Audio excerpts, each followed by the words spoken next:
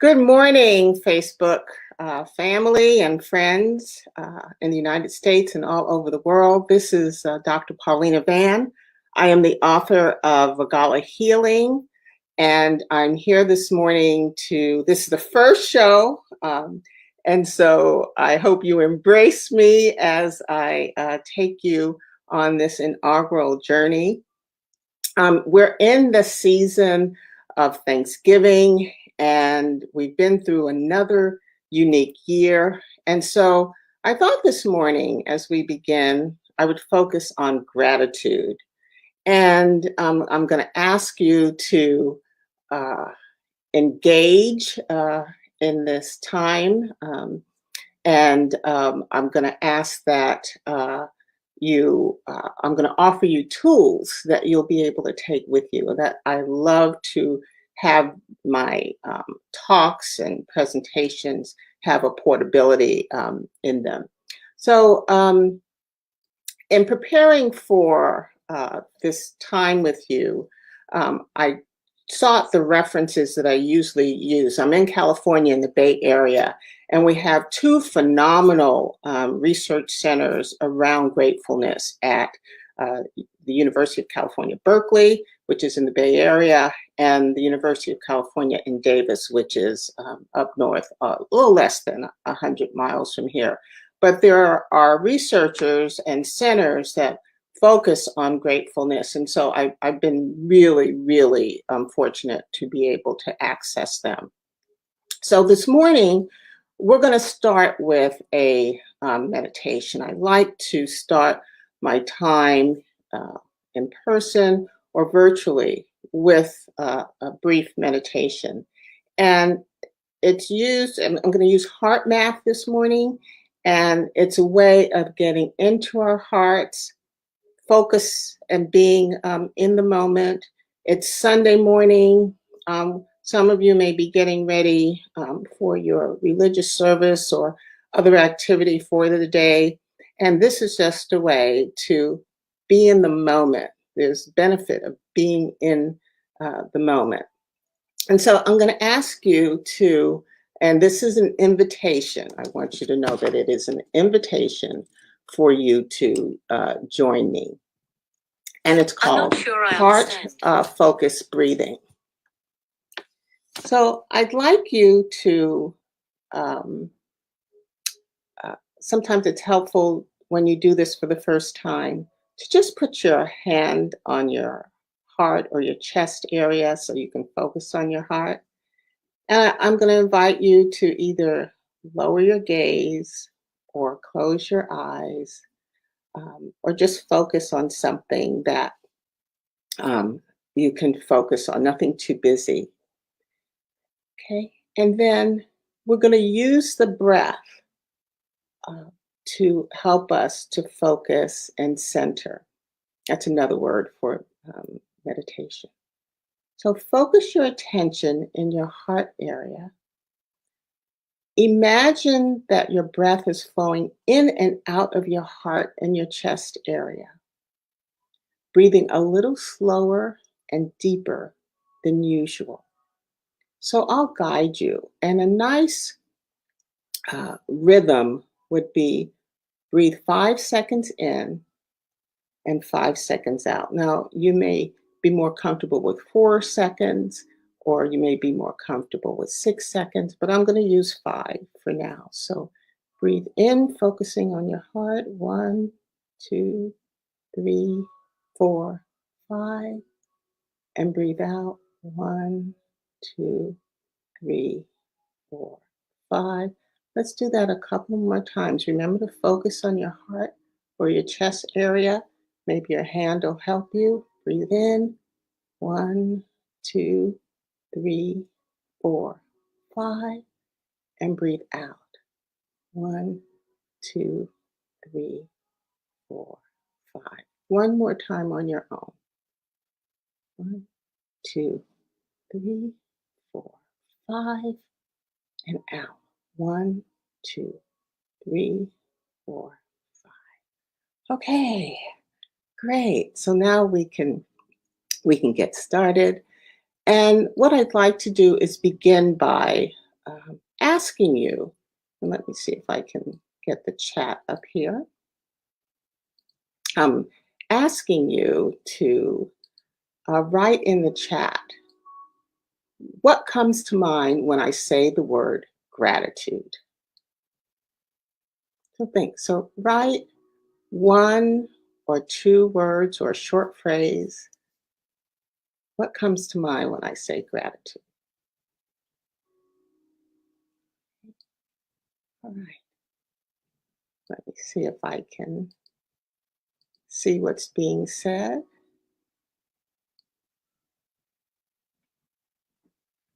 Okay. So you're still thinking, that's fine. Let me start with a description of gratitude. So when you think about gratitude, the first thing that came to my mind was when you say thank you for something that someone has done. So you say it's an action, thank you. However, gratitude is much more than an action. It is a positive emotion. It's a deep appreciation for someone or something that produces long-lasting positive physiologic effects. So it affects your body, your mind, your spirit. It's an acknowledgement of the goodness in your life. So I'm going to keep it just no scientific uh, wording right now. It's a mental tool that we use to remind us of the good stuff in our life. It's a spotlight we shine on other people who give us the good things in our life or enhance our life in some way. Gratitude can be contagious, and I'm going to tell you more about that a little later. For those of you who would like to know more about the science, I'm going to share the definition of gratitude. Okay? And it's a scientific that's been developed with research. Gratitude is a feeling that occurs in interpersonal exchanges when one person acknowledges receiving a valuable benefit from another. Gratitude is a cognitive affective state. That means mind and emotion that is typically associated with the perception that one has received a personal benefit that was not intentionally sought after, deserved, or earned, but rather because of good intentions of another person. So we see that gratitude in itself is very complex. It involves feelings, it involves exchanges, it involves acknowledgement. It's the mind and the emotions, or the mind and the heart. It's perceptions. And it's the altruism of another person. Some benefits of gratitude. Okay. And I want to say that I'm not saying that you have to practice gratitude. I'm inviting you to cultivate it, consider it. It's an invitation. And so, what are some of the benefits of gratitude? Gratitude enhances your overall, well, when you practice gratitude, when you embrace it, it enhances the overall well being, how you navigate each day, how you navigate the world, how you navigate relationships. And so, people who practice gratitude on a regular basis tend to be more agreeable, more open, more satisfied with their life. Those who suffer from depression, if gratitude practices are added as adjunct to the prescribed therapies, it tends to manage the depression better. Gratitude practitioners live longer, have fewer stress-related illnesses, lower blood pressure, physically fit, because they're motivated to move their bodies. Another benefit of practicing gratitude is it strengthens your interpersonal relationships. It helps you get along better with people. Forgiveness is is greatest among people who express gratitude towards each other. So if you want to have that closer relationship and navigate forgiveness in a more healthy, life producing way, or life promoting, health promoting way, practice gratitude. And it also promotes um, and maintains stronger connections and satisfaction in your relationships. Now, the other benefit, and I can speak definitely personally to this, it fosters stronger self control. And so, control, as you know, is related to discipline and focus. My late brother used to tell me I had control issues. And yeah, I recognize it. But being more grateful will promote this self control in a healthier way. So, if you are an impulse buyer, or you are resisting some type of um, addiction, and it may be an addiction to food, it may be addiction to something else, to cigarettes, or anything else. Being grateful may help you to be more in control and focus of what your goals are around those activities.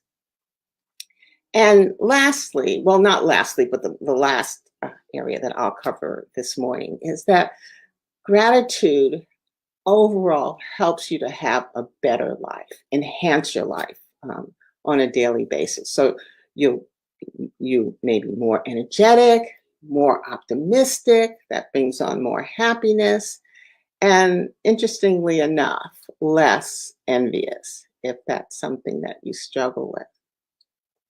I have one more area, and I wanted to share how gratitude, practicing gratitude, will improve teams. That may be sports teams, it may be work teams, or groups. And I want to give you an example. There was a swim and diving coach locally in the Bay Area at University of California, Berkeley, and she used gratitude activities. She incorporated them into each practice, and so over her 2 decades of coaching, her team won several NCAA national championships, and she attributes this to gratitude, enhancing the team cohesion and making their work practices a lot more productive. And so, if you can think about working in groups, is work group or social group, practicing gratitude may bring you to a higher level of cohesion, and therefore more satisfying relationships. Gratitude also can be very contagious. And what do I mean by that? I said that earlier. And that is, expressing gratitude to another person may compel them to have a desire to reciprocate to you. And then there's just this positive chain reaction that may occur, that they reciprocate it to, or give it to their families, and the families take it to the workplace, the community. So as you can see, gratitude is very much health promoting. I want to share with you some habits of grateful people. And some of these are going, I'm going to the edge with some of these, but I think it's really, really important that we talk about what are some of the habits of grateful people. So I teach a deaf and dying course too. I'm using this as an example, how thinking about loss, and how you can become more grateful when you think about loss. Now, the reality is that we've been 20 months and experienced loss of loved ones, of friends, of coworkers, perhaps a loss of how we earn a living, And it's been a lot of loss. So we haven't had to really consciously think about it. But I teach this class of deaf and dying to pre-licensure nursing students. So they're about in their 20s, mid and late 20s. And most of them have not experienced loss. And if they have experienced loss, it's been very um, few of the students, and they have lost their grandparents, and a few have lost friends. And they say to me, I wish I had more time to express my gratitude to this person. And at the end of the class, they said they were very afraid of coming to learn about death.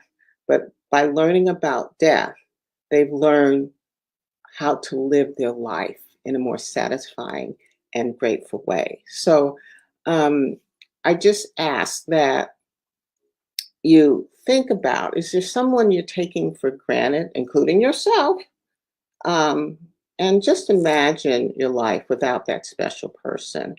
And so, is it time to just show some gratitude to that person in some little way? And I'm going to give you a couple of practices before we leave this morning.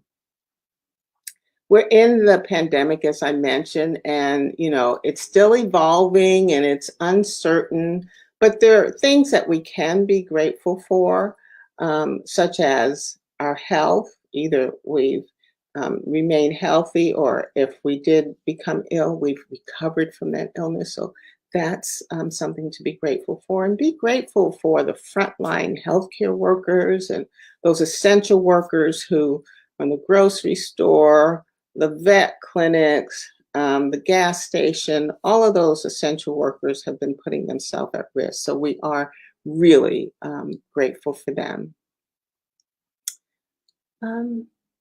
We began the session with being in the moment, practicing being in the moment. And so another phrase for that is smelling the roses. Well, I'll say, smell the coffee, smell what's baking in the oven. When you go outside, smell the breeze. Just be in the moment. When you're in a conversation, it's normal for our mind to wander. And I just say, try to focus, be active listener, be present, even if you're silent. Have good eye contact. Be in the moment. Multitasking, I think in the 90s was very, very popular. And research has shown it's not the most effective or productive. Well, you can't be the most productive by multitasking. And I'm sure some of you out there will say, I do it all the time. But the research has shown, and I do it too, but the research has shown that it's not the most effective way to get your work done. So try to be in the moment. Breathing is a perfect way to just be in the moment. Another thing is, when you're expressing gratitude, be specific. Okay. So I'll use a couple of my examples, and so I'll say to my husband, "I love when you get takeout for dinner, when I am tired after working a long day. I love when you give me hugs when I'm stressed from juggling too many things. Your hugs make me feel better." So when you are specific, the gratitude feels a lot more authentic. Lastly, be grateful during troubling or bad times. And I know, it's hard. But the more you do it, the more you exercise that gratitude muscle, the more it becomes a natural way of you responding in situations. And so I'll use an example. I know I can relate to it, and that is a time when a romantic partner ends a relationship. So you think, what do I have to be grateful for? Well, maybe you can thank the person for having the courage to end the relationship that wasn't working. So that's just one example. I want to move into, because I want to give you some tools. We just have a few more minutes left, and I want to share with you some tools of how to be more grateful. So let me share the quick ones first, because there are two that always come up: writing a letter and gratitude journaling. But I want to offer you a couple of other ones first, and that is try to have one complaint-free day a week. What do you think about that? Consistent complaining leads to decreased happiness. So pick a day, and complaining thoughts may come up in your head that particular day, but you're going to consciously say, I'm not going to complain today. Maybe I'll turn it into a recommendation or a solution or a proposal or a suggestion, but just not a complaint, and see how that works. The other is, and I hope we can share these, is saying grateful affirmations. And I have, if we don't share it during the program, we'll put it down below the video. But I have about 20 of them, grateful affirmations. And you can, embrace one during your quiet time as a morning ritual. Say, I am grateful for my family. I am grateful to have shelter and food. I'm grateful to be part of this amazing universe or world or group.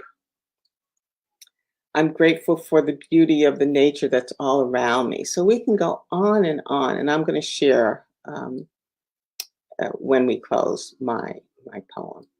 But what I'd like you to do is think about two things that are grateful practices that I have personally found incredibly helpful. And I've also mentored others, including my students, to do these practices. The first is a grateful journal. And you can do it a number of ways, but one way is every day to write down 3 things that you're grateful for that have already happened, and 3 things that you're grateful for that you want to happen. And so there's a verse that talks about act as if it has already happened. And so that's what I do on a daily basis. I write 3 things that I want to happen, but I'm already claiming that they'll happen, and 3 things that I'm grateful for. So try that. And you don't have to get a fancy journal, just a notepad or a spiral book, or you can buy a pretty journal. The next thing is I'd like to ask you and guide you in is the letter of writing, the practice of writing a gratitude letter. Okay. And so I want you, and this is how you do it. Again, if we're unable to share it right now, we'll put it below the video. But I want you to choose someone in your life who has been really helpful and kind to you, yet you've not had an opportunity to express your gratitude. Okay, so think about that person.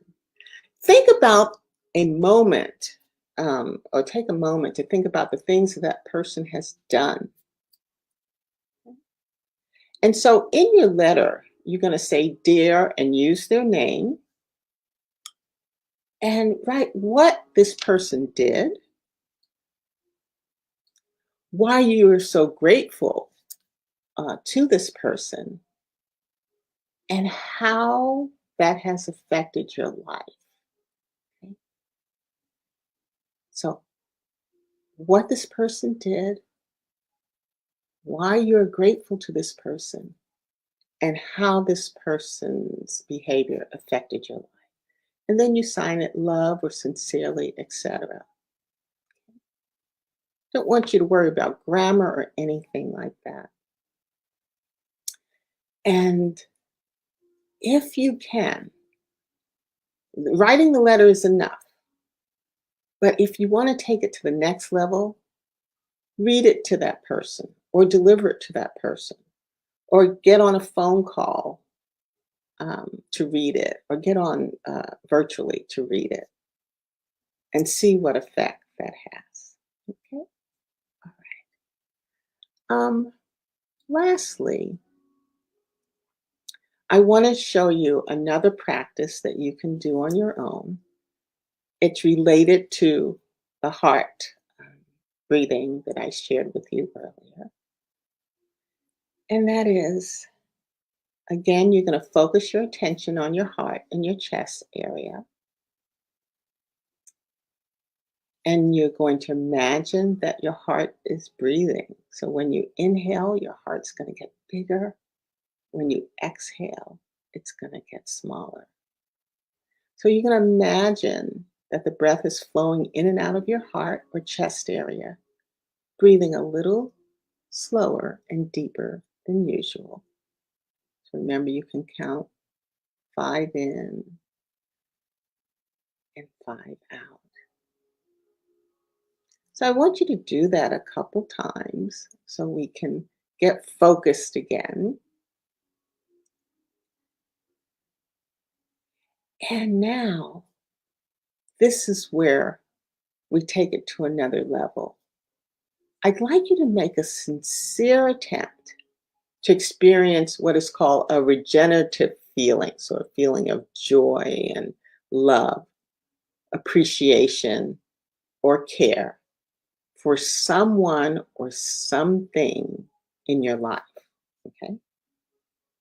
So as you're breathing in and out, I want you to experience a feeling such as appreciation or care for someone or something in your life. And that someone or something, or I should say, the something can be a pet, it could be a special place, it could be an accomplishment,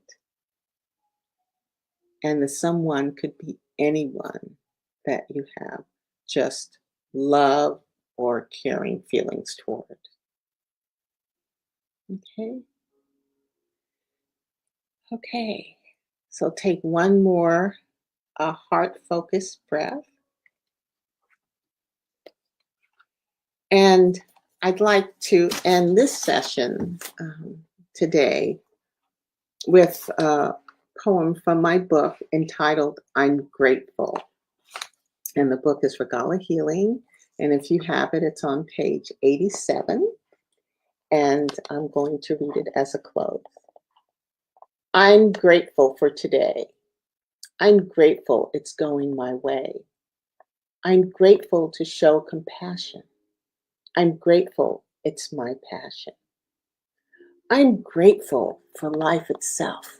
I'm grateful for every test. I'm grateful for the little things. I'm grateful they make my spirit sing. I'm grateful for blessings. They bring lessons. I'm grateful for this heart of mine. I'm just truly grateful all the time. So with that, I ask that with your grateful hearts that you have a wonderful, wonderful day and enjoy the holiday of Thanksgiving if as it approaches, or if you if it's not something you celebrate. I just ask that I invite you to cultivate this emotion of gratefulness and and just enhance the way that you live this beautiful life of ours. Okay, I'll see you again. This is Dr. Paulina Van, the author of Regala Healing. And if you're interested in learning more about me or the book, information will be available to you. Have a wonderful, wonderful day. Thank you.